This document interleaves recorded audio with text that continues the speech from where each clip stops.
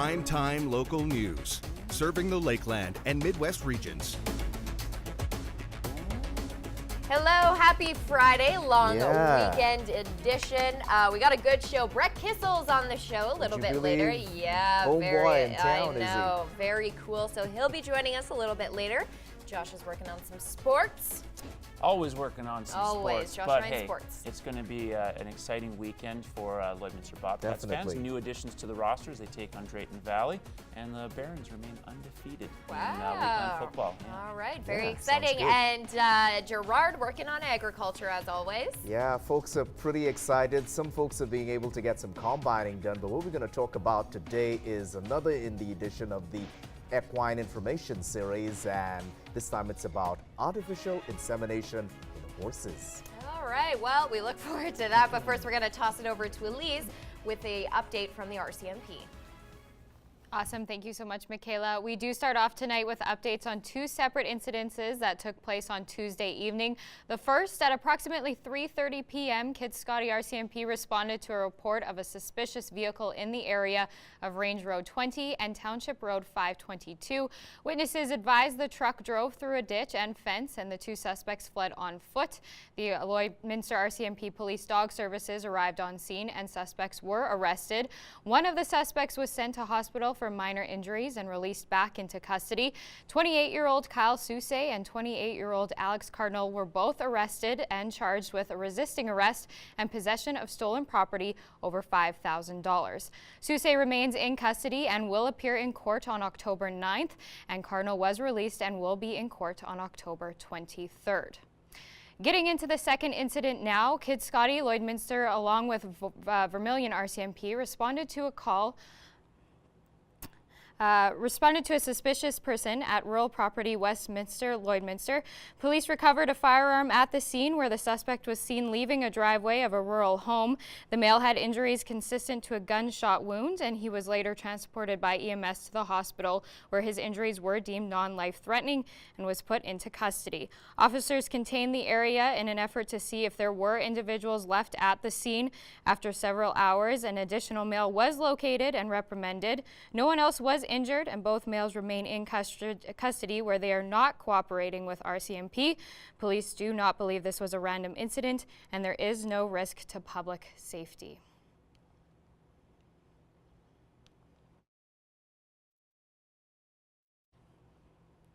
And a Lakeland instructor is the latest person to throw their hat into the ring for a UPC nomination. Ben Akweyi, instructor and chair of business department at Lakeland College, announced his candidacy this week as an educator and Toastmaster. Akweyi hopes to bring critical thinking to polarized politics. Current politics is a little bit too hyper-partisan for my liking, and I don't think our current politics effectively help address the major issues that we face as a society. Akweyi sees his background in business and economics as an advantage over the other contestants and proposes skills development and mental health education as solutions to inequality. And the SPCA is currently at a housing capacity with more than 65 kittens and is looking for food donations.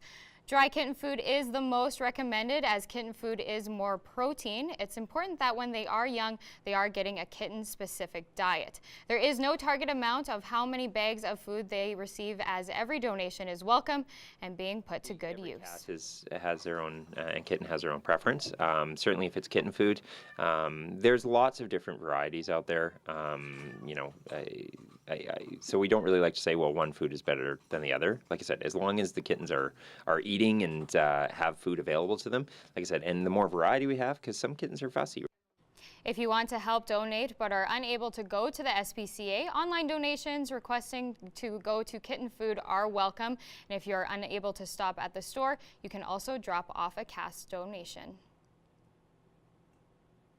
And Indigenous young adults with local roots have been named Youth Champions by the National Association of Friendship Centers and Online Friendship Center.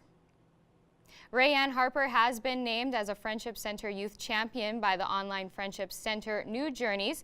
The honor recognizes youth for volunteerism and community involvement, choosing Harper for her role advocating for friendship centers and working with Indigenous youth. Honestly, I was surprised only because the amount of stuff I do, I didn't realize it until it was all written down right in front of me.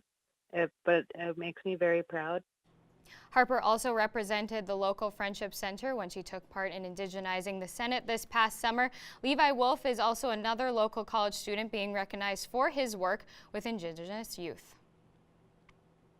And one NHL team has given the popular video game Fortnite a 5-minute penalty for being too addictive. And as our Brett Holden reports, the effect of video games has been felt in the hockey community for years now. But with the rise of Fortnite, as it's reared its ugly head once again. The craze for Fortnite has been worldwide, even hitting the NHL scene. And now the Vancouver Canucks have banned the game altogether. But not everyone in the hockey scene is all for it. If they're on it probably 8 hours a day, maybe then we'll step in and say something. But this is not a new thing. Stories from NHL scouts telling stories about prospects who played video games and how players would play at all hours of the night and be too tired the next day to play hockey. However, Bobcats coach Travis Clayton says kids will be kids. It's tough, right? I don't know, because again, these guys are kids and, they got to enjoy life too. And it's... Yeah, it's a tough thing. It's a touchy thing. They got to just do it in small doses kind of thing. And Clayton does not seem to have an issue with his players playing video games on road trips as long as the players are responsible. Like, we've only been on the road once there in Camrose kind of thing, and it's, they didn't have a whole lot of downtime. So, I don't know. If we're on the road for extended period, if someone wants to bring their game, and I don't have no problem with it. Just in small doses kind of thing.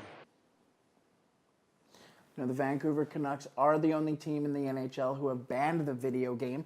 Jeff Merrick from Sportsnet says that there's one potential NHL prospect whose NHL chances are getting slimmer and slimmer because of his video game addiction. Merrick did not mention who it was. From Primetime Local News, I'm Brett Holden. Thank you, Brett. And now we go to Brittany Matika, who is at Fountain Tire. I'm down here at Fountain Tire and I'm joined by Kent Staniforth, and we're talking winter tires. I know it snowed just last week and it's not something we want to talk about, but it's time to start thinking about changing those tires. Isn't that right? Yeah, absolutely. You're never quite sure what date that's going to happen, but when temperatures start changing, that's when people start thinking that plus 7 degrees or below is kind of the cutoff point where you really want to start planning on getting your winter tires on. And some people just assume that they have to wait for the actual snow to be on the ground, but it is more associated with temperature. So plus 7 or below consistently is a good time to start planning to get them on. And are we already seeing people heading into the shop to get those tires switched over? Yeah, we've probably been installing the winter tires for 2 weeks now already. Some people like to get them on quite early just because in years past they might have been caught late getting them on and then not being able to book it in. So they'd rather have them on, a week early than a day late. And now what kind of is the peak season, would you say, the worst time essentially to get your tires put on? When are you busiest? About 3-4 days after it really snows and the snow decides to stay.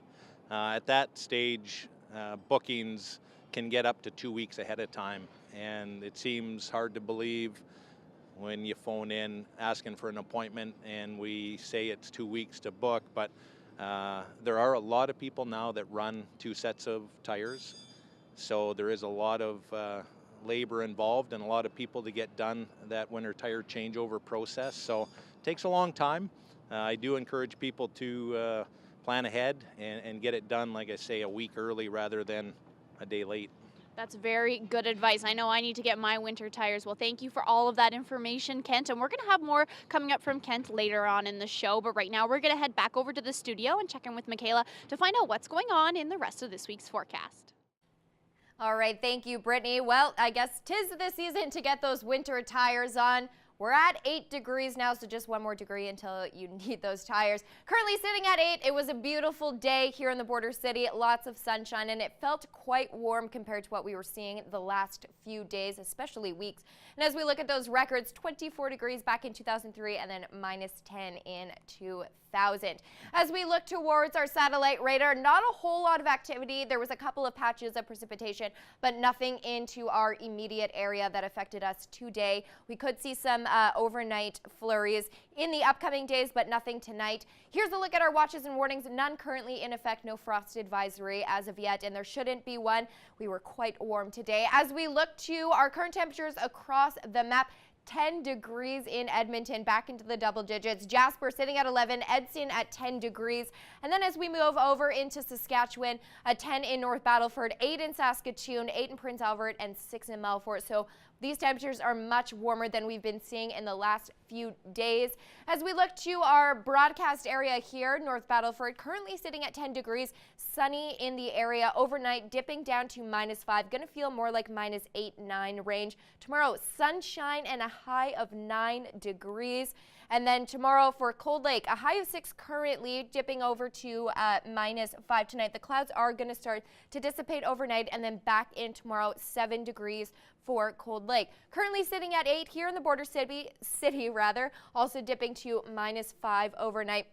And the clouds that we were seeing are going to blow away as we see tomorrow, and then a chance of sun and cloud, a high of 9 degrees, so even warmer than we were today. Looking at our 3-day forecast, tomorrow 9 degrees, -5. Sunday 8 degrees, -1. We have a 60% chance of a rain-snow mix on the overnight hours of Sunday into Monday. 3 degrees on Monday with some cloud, -2 for the low. I'll have more information, including your 7-day forecast, coming up a little bit later.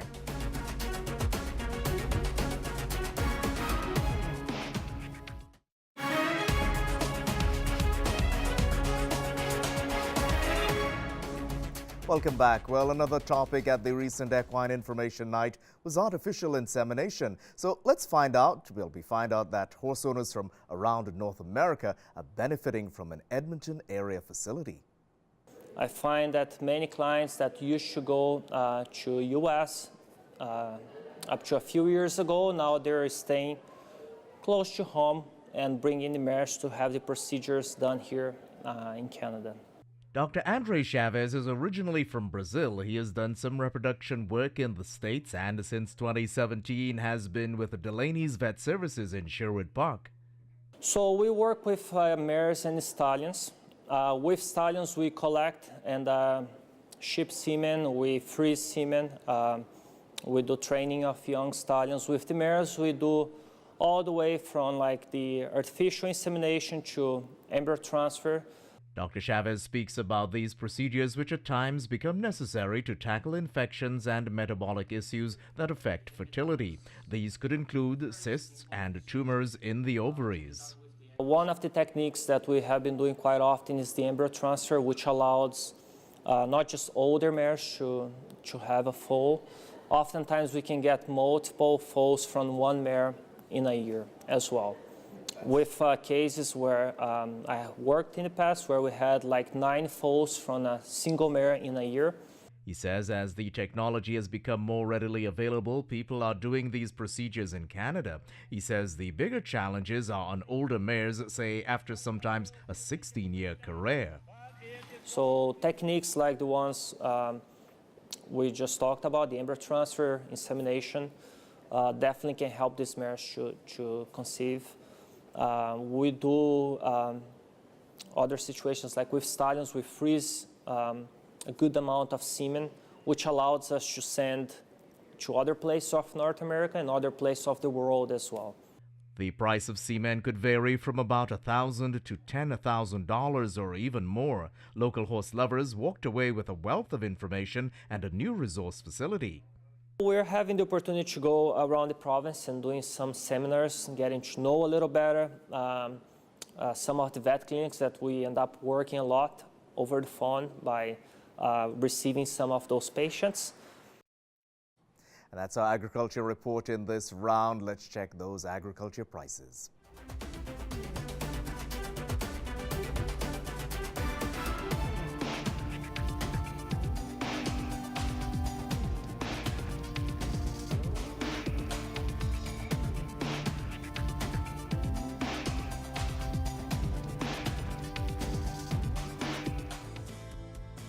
City Center Auto Body is proud to offer the paintless dent removal system. This works by going behind the panel, working out small dents. Lloydminster's trusted auto body shop for over 35 years.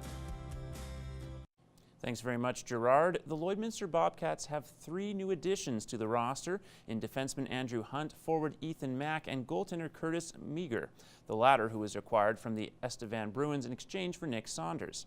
Hunt, a BC native, scored in his debut against Canmore on Saturday. He's a big body that skates really well, and we're happy to have him, and got him into his first game on the weekend, and he played really well. I think I can bring solid defensive play to the team, as well as try to contribute a little bit offensively as well, and just play, penalty kill and log some good minutes. Clayton says it was tough to let Sanders go, but believes Meagher will be a good fit. We're excited to have Curtis here. He's going to be a big help to Kale and Nat and to our D course. So, it's a good addition for us. The Bobcats host Drayton Valley tomorrow evening at 7:30. The Lakeland Rustlers men's and women's basketball teams hosted the Briarcrest Clippers over the past 2 days. It was a good test for both squads, who were sitting key players and faced stiff competition from their South Division opponents. The women's team got off to a slow start but managed to separate themselves for good in the fourth quarter on Thursday to win 70-54, while the men fought off a persistent Clippers squad shortly after in a 94-85 victory. This afternoon, the men won again 83-70, while the women scrimmaged shortly after. The two teams open the regular season on October 19th. Tay Holiday was particularly productive against the Clippers this week, which should come as no shock to anyone that has followed this team over the past 2 years. The fifth year from Arkansas has back-to-back first-team all-conference selections to his name, and the team is expecting big things from him again this season. Holiday is taking on more of a leadership role both on and off the court, specifically in being able to carry most of the offensive load if needed. This year I'm going to be more of that person that's like, let's go, let's do this, and let's just get it done, because I know what it takes to get where we want to be and to finish how we want to finish. We always ask more from him. If it's rebounding, we all want him to increase rebounding, we want to increase his production all around. So that was just pretty much the message to him. He's worked to improve off the dribble as well as add more muscle mass to handle larger opponents. Being in the post is so much easier now, and I wanted to put it on because when we went to Nationals, there were a lot of big guys, and I was kind of already big, but at the same time, I wanted to put on more so that it'd be a lot easier. Holiday has averaged almost 15 points and 9 rebounds per game over the past 2 seasons. And the Lloyd Comp Barons football team was in action again against the Bonnyville Voyageurs yesterday. The Barons had a stilted first half in which Bonnyville took a 17-14 lead in the second quarter. However, the Barons were able to rebound and ultimately take the contest 42-20. And we're now going to send it right back to Brittany Matika. Kent joins me again at Fountain Tire, and we are talking about the difference between your summer tires, winter tires, and all-season tires. So they're not all good for the snow. Correct. And last few years, kind of the hot topic was the all-weather tire.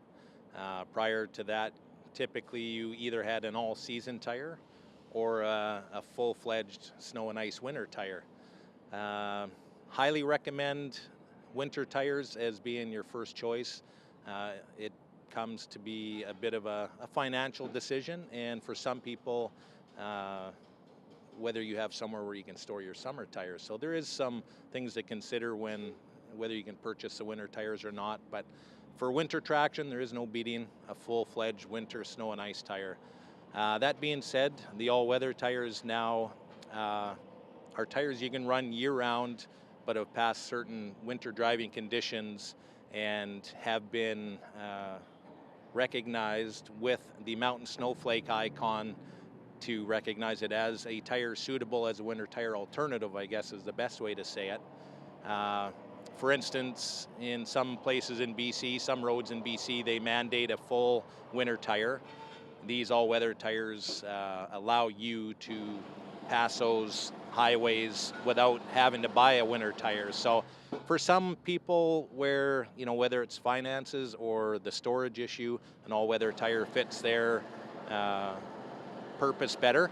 So it gives you some option, but certainly the winter tire is by far better for for your icy winter traction. Well, you heard it here first from the tire expert. Kent says we should all put winter tires on if we can.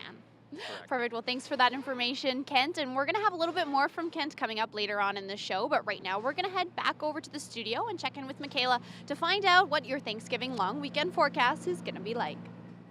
Hello. Well, at least the first 2 days of the Thanksgiving long weekend will be nice. But first, look at this beautiful shot. This was sent to us by Joshua, and this was taken on a drone. Gorgeous shot of the fall colors out there. If you have any shots you would like to send us of the weather, make sure you send them to Primetime Local News. We'd love to showcase them. Looking at our current temperatures, 8 degrees here in the border city, much warmer than we've been seeing. And then as we move across the map, 6 in Vermilion, 9 in Vegreville, double digits in Edmonton, sitting at 10 degrees currently. As we move over here, a couple of 10s also in Maidstone, North Battleford. A little bit cooler as we move up, 7 in St. Walburg, same within Meadow Lake, and then a low of 1 up in Isle of Cross. As we move a little bit further here, 5 degrees in Grand Prairie, 1 degree in Peace River, 2 degrees in High Level, so much cooler as we move up north.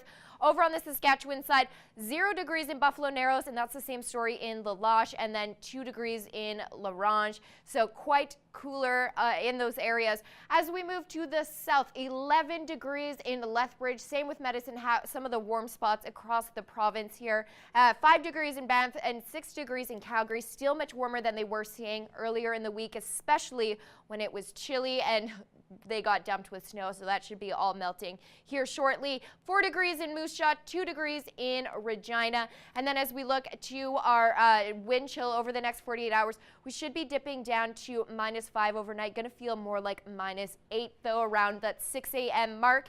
As we look to our numbers tomorrow, 9 degrees here in the border city, 10 degrees in Edmonton, 9 in North Battleford, and then 7 in Bonnyville and in Cold Lake. As we look to our 7-day forecast, Saturday and Sunday, we have a bit of a warm trend, 60% chance of overnight precipitation and rain snow mix on Sunday night, -1 for the low. Cooling down on the holiday Monday, a high of 3 degrees, -2 for the low. Sunshine is going to come back out on Tuesday, 2 degrees there, -4 for the low. And then we're going to slowly warm up. Wednesday, mix of sun and cloud, 3 degrees. And then Thursday, sunshine, 5 degrees for the high, -4 for overnight. And then Friday, warming back up to 6 degrees, a mix of sun and cloud with -3 for the low.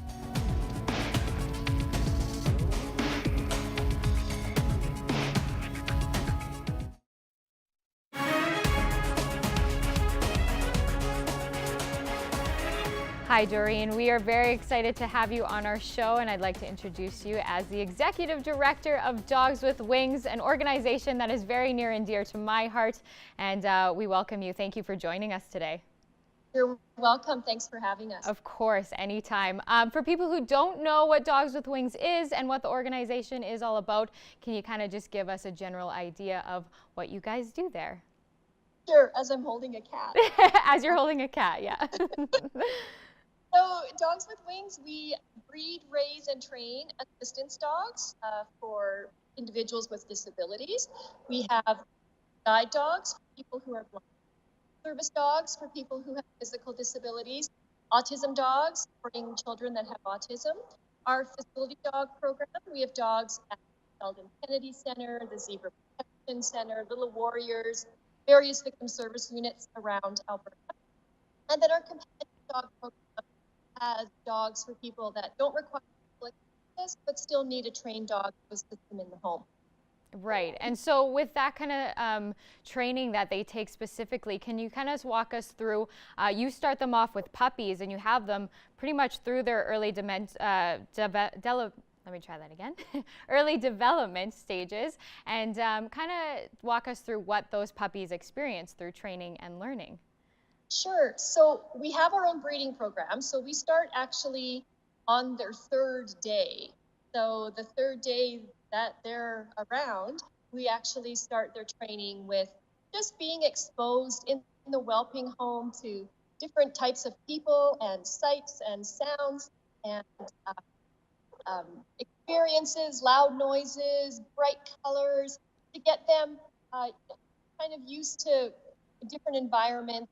And, you know, we always look at our finished product. Our finished product always has to be a dog that completely familiar with everything and anything and isn't fazed by a lot of different experiences. So we make sure we have those experiences for the dog. We also expose them to cats. That's why Carl is in the training facility. That dogs get used to being around other animals. Again, if you're a lady who's blind, you don't want your guide dog chasing cats around the neighborhood while you're being guided by the dog. In the whelping home, we also starting practicing on service vests. We have little tiny puppy vests that the dogs wear. Our dogs learn to never, ever go to the bathroom in their vest. So that's how we start that piece of it. And then from the whelping home, they go to their puppy foster. And at about 10 weeks old, they go live with a foster family in the community. And they live with the family. We pay for all the vet bills, all the food, all the cost of the dog. And just having the dog be a pet in the home, but also have training. We do their basic obedience. So sit, down, stay, watch me, loose leash walking. Again, bathroom routine is very important that we get that under control and stabilize. Again, a service dog in public, you don't want them going to the bathroom in their vest. Right. And they stay in the puppy program with their foster till they're about 14 months old. And then at 14 months, they come to the training facility, our main facility here in Edmonton. And that's when they start doing their adult. So they decide what their career choice will be based on what the dog likes to do. Right. And so, Doreen, if you want to volunteer and you can get involved, how are there different ways? I know you can kind of be a trainer or an adult raiser, or even if you don't have the time to do that, is there a way that people can donate financially as well? What are those kind of options for people? Go to our website, dogswithwings.ca. You can maneuver quickly through all those areas. We are looking for volunteers to be puppy raisers, adult raisers, training assistants, fund development assistants, and volunteers as well. If you'd like to make a donation, you can as well go on dogswithwings.ca. People don't often know this, but it costs us $40,000 to train a dog for a client, and the client only ever pays $1. So that's over $39,000 per dog that we have to fundraise to get a dog out to a client. Right. Awesome. Yeah. Well, we appreciate your time with us, Doreen, and hopefully we can talk and continue on this another time as well. And we appreciate your time. Thank you so much. Carl says bye. Bye. Thank you. Awesome. Thank you.